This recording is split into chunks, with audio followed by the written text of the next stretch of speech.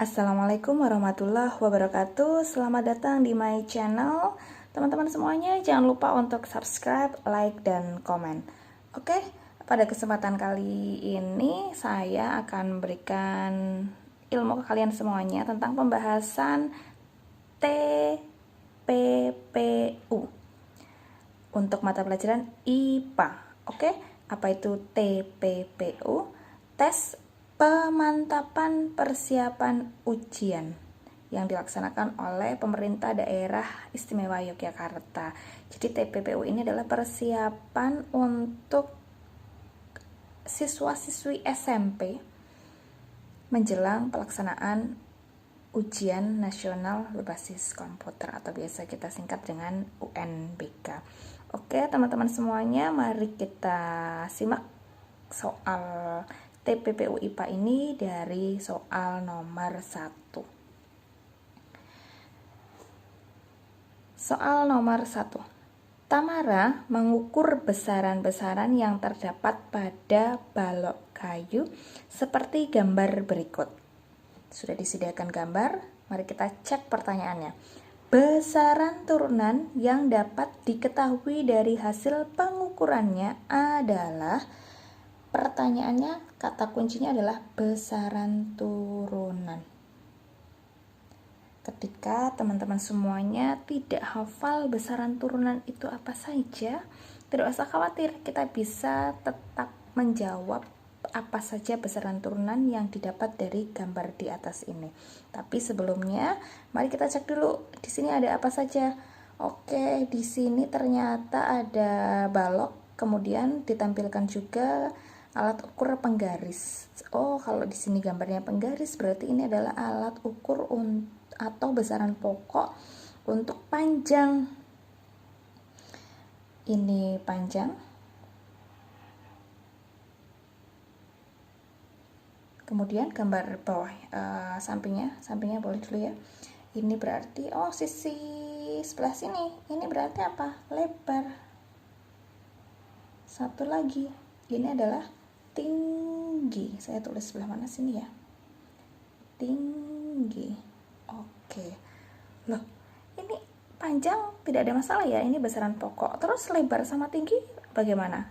Tidak usah khawatir, tinggi dan lebar juga termasuk besaran pokok. Satu lagi, ada keliling. Keliling juga termasuk besaran pokok. Kemudian kita cek lagi untuk gambar sampingnya. Oh, ini ternyata gambar neraca 3 lengan. Otomatis ini adalah alat untuk mengukur massa. Teman-teman juga pasti ingat ya, massa jelas besaran pokok. Besaran pokok itu ada 7. Teman-teman bisa mengingatnya. Besaran pokok. Teman-teman bisa mengingatnya dengan mudah dengan istilah jiwa SMP. Mari kita ingat semuanya. J-nya adalah jumlah zat, I-nya intensitas cahaya, W-nya waktu, A-nya arus, kuat arus listrik, kemudian S-nya suhu, M-nya massa, P-nya panjang. Panjang ini bisa lebar, tinggi, ataupun keliling. Dari besaran-besaran ini, kira-kira dari teman-teman semuanya bisa menjawab besaran turunannya apa saja. Besaran turunan itu adalah besaran yang didapat dari besaran pokok. Mari kita cek satu-satu pilihannya. Sekilas kita bisa merabanya. Di sini ada kalor jenis. Kalor itu panas. Panas berarti butuh yang namanya nanti suhu. Tapi di sini dari gambar ini tidak menyebutkan ada gambar termometer ataupun apapun, berarti jelas pilihan ini atau pilihan yang ada kalor jenisnya salah, jangan dipilih, berarti D jangan dipilih. Kemudian kita analisis teman-teman semuanya. Ada luas, volume, berat, massa, jenis. Mari kita cek. Oke, kalau luas itu didapat dari panjang dikali dengan lebar. Oke, luas berarti betul. Ada panjang, ada lebar. Lanjut lagi, ada yang namanya volume. Volume itu didapat dari panjang kali lebar kali tinggi. Oh, tingginya ada, berarti volume juga betul. PR kita, ini ada luas, ada volume. PR kita berarti tinggal berat dan massa jenis. Oke, kita cek dari berat dulu. Kita coba ya. Kalau berat itu adalah W. W-nya kecil atau kita tulis berat. Berat ini didapat dari perkalian antara massa dengan gravitasi bumi. Apakah ada gravitasi? Tidak ya? Tidak ya? Berarti kita cek satu lagi. Atau bisa otomatis jawabannya adalah massa jenis ya teman-teman. Apa itu massa jenis? Massa jenis itu rho. Rho ini adalah massa jenis. Massa jenis itu didapat dari massa dibagi dengan volume. Volumenya, massanya ada, massa ada, kemudian volume tadi dari pernyataan sebelumnya ini juga betul. Berarti selain ada luas dan volume, ada juga yang namanya massa jenis. Jadi bisa kita pilih luas oke, volume oke, massa jenis oke. Jadi pilihannya bisa kita pilih yaitu adalah B.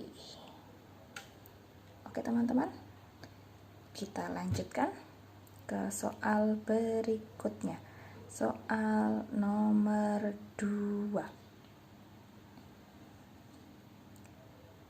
Perhatikan pernyataan berikut. Ada 5. Teman-teman semuanya, saya sarankan ketika ada pernyataan atau soal seperti ini, teman-teman jangan habiskan waktu untuk membaca terlebih dahulu, tapi kita langsung ke soalnya. Kita ambil kata kunci soal yang dimaksud itu, yang diminta pilihannya apa. Oke?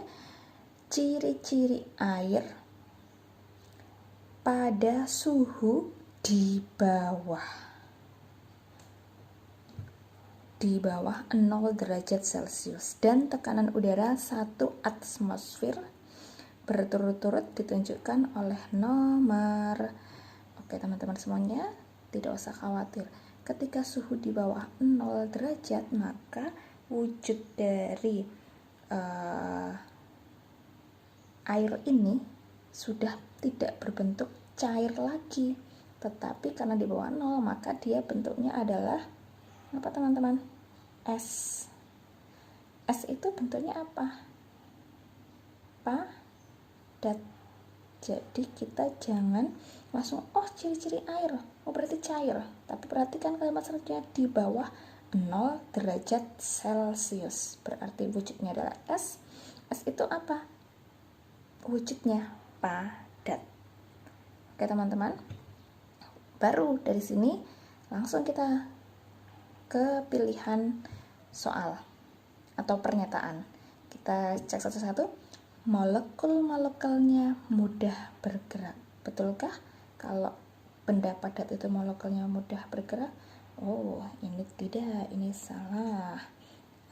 Kemudian secara otomatis maka teman-teman saya sarankan untuk melihat jawaban. Berarti pernyataan yang ada nomor 1-nya jangan dipilih karena mengandung jawaban yang salah. Kita cek pilihan A, B, C, D yang ada 1-nya. Oh, ternyata A dan B. Ini berarti jangan dipilih. Tetapi ketika teman-teman menggunakan strategi ini, pastikan apakah jawaban molekul-molekulnya mudah bergerak ini adalah bukan ciri-ciri zat padat. Oke, kita lanjutkan. Setelah itu, teman-teman bisa berstrategi. Pilihan C dan D adalah pilihan opsional kita. Kita lihat jawabannya. Oh, ternyata di sini ada 2, sama-sama ada 2. ini juga ada 5, berarti pilihan 2 dan 5 ini pilihan yang betul. 2 dan 5 ini adalah pilihan yang betul, berarti kita tinggal mengecek pilihan jawaban untuk nomor 3 dan 4. Mari kita lihat 3 dan 4. Oke. 3. Partikel berikatan sangat kuat. Satunya lagi, susunan partikelnya tidak teratur. Oh, kita jelas ini melihat, padahal yang namanya padat itu kan susunan partikelnya teratur, berarti jelas bahwa pilihan 4 ini adalah salah. Yang betul adalah partikel berikatan sangat kuat, berarti yang betul adalah 3. Maka pilihan yang akan kita pilih bukan yang D, tetapi yang C. Begitu ya teman-teman, mudah kan ternyata? Oke, kita lanjut ke soal nomor 3.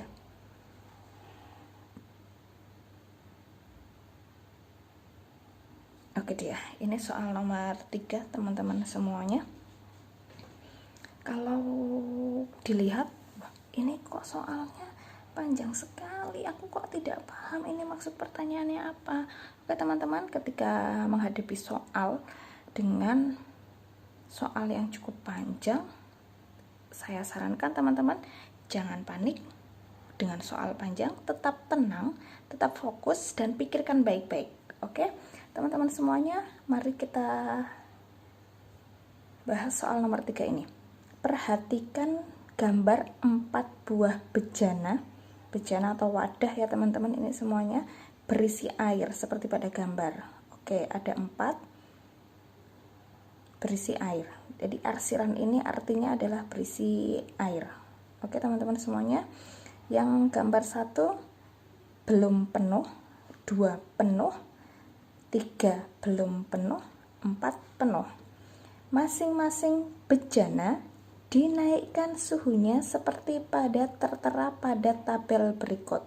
Oke, kita cek ya apakah bejananya ataupun suhunya, suhu dari air yang ada di bejana ini betul-betul naik. Suhu awal, suhu akhir 25, 30, oke naik, 0 ke 4, oke naik juga, 12 ke 16, oke ini juga naik, 30 ke 35, oke ini naik. Kita baca pertanyaannya. Bagaimanakah keadaan bejana setelah mengalami perubahan suhu seperti tabel di atas? Oke. Sekilas pertanyaannya mudah ya teman-teman semuanya, walaupun terlihat soalnya panjang. Nah, teman-teman semuanya, saya mengingatkan di sini ternyata dari tabel yang tertera di soal ini ternyata ada suhu yang istimewa teman-teman semuanya. Untuk bejana, untuk suhu di bejana berapakah yang istimewa ini? Dia ada di bejana 2 dengan suhu awal 0 derajat Celcius, kemudian untuk suhu akhir 4 derajat Celcius. Kenapa? Ternyata di suhu ini ada peristiwa istimewa yang dinamakan sebagai anomali air. Oke. Jadi, apakah itu anomali air? Kok saya baru dengar ya anomali air? Oke. Tidak usah khawatir, akan saya jelaskan. Jadi, anomali air ini adalah sifat pengecualian. Kok bisa sifat pengecualian? Apa ini maksudnya? Jadi, teman-teman semuanya perlu mengingat kembali. Normalnya, zat cair ataupun padat ataupun gas itu akan memuai jika dipanaskan. Dipanaskan berarti ada kenaikan suhu. Oke, saya ingatkan lagi, normalnya zat cair, padat, ataupun gas itu kalau dipanaskan, kalau ada peningkatan suhu, maka dia akan memuai kalau dipanaskan. Terus kalau didinginkan, dia akan mengalami penyusutan, menyusut. Tetapi untuk kondisi air pada suhu 0 naik ke 4, dia akan mengalami kondisi yang istimewa, atau kondisi ini tidak berlaku untuk air yang seharusnya memuai, tetapi air pada kondisi 0 derajat menuju 4 derajat Celcius ini akan mengalami anomali air. Air ini akan mengalami penyusutan volume atau pengerutan, penyusutan. Begitu ya teman-teman. Jadi bisa kita lihat ya, normalnya kalau suhunya dinaikkan, dia akan memuai, akan naik.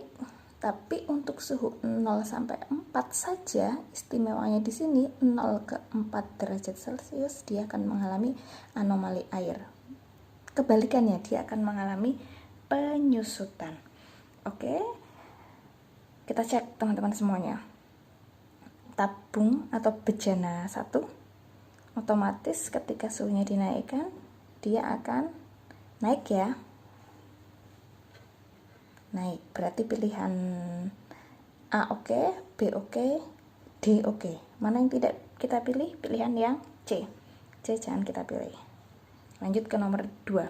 Nah ini dia, hati-hati, ini bejana 2 ini adalah bejana yang akan mengalami peristiwa anomali air. Dan ini penuh loh teman-teman semuanya. Berarti apa kira-kira yang akan terjadi? Nah, bukan tumpah, tetapi turun. Kenapa? Anomali air.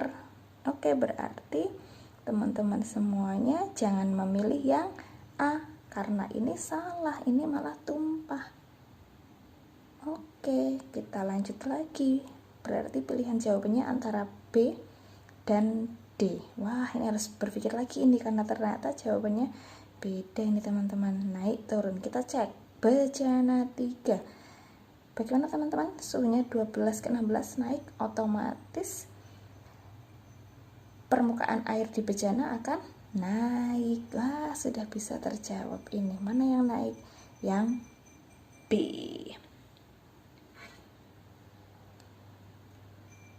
Jadi jawabannya oke. Kalau teman-teman belum yakin, kita coba juga yang 4. Ketika jawabannya betul tidak ya yang B sebagai pilihan kita cek pilihan 4. Wah, pilihan 4 full ini teman-teman semuanya. Tabungnya suhunya naik, otomatis apa? Tumpah. Oke ya teman-teman, sudah bisa meyakinkan diri, otomatis jawabannya adalah B.